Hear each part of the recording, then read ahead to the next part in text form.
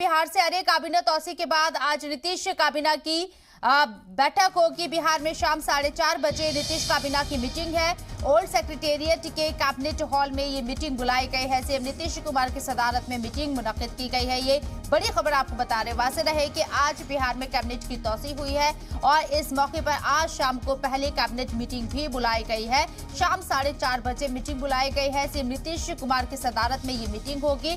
जाहिर सी बात है, जब शाम 4:30 बजे तमाम जो मिनिस्टर्स हैं बिहार के, जिन्हें आज हलफ दिलाया गया है, कैबिनेट की तौसी हुई है, उन तमाम मिनिस्टर्स के साथ सीएम नीतीश कुमार खिताब करते हुए नजर आएंगे, मुखातिब होते हुए उनसे नजर आएंगे और किस तरीके से सरकार के काम को आगे लेकर जाना है, हर एक मिनिस्ट्री को किस तरीके से काम करना है और क्या हदफ रहने वाला है, इन तमाम इश्यूज पर, इन तमाम मुद्दों पर बातचीत हो सकती है। 4:30 बजे आज नीतीश कुमार ने ये काबीना की मीटिंग बुलाई है। शाम 4:30 बजे वाज़ेह रहे कि आज बिहार में कैबिनेट तौसी हुई है और इस मौके पर आज शाम को ही पहली कैबिनेट मीटिंग 4:30 बजे बुलाई गई।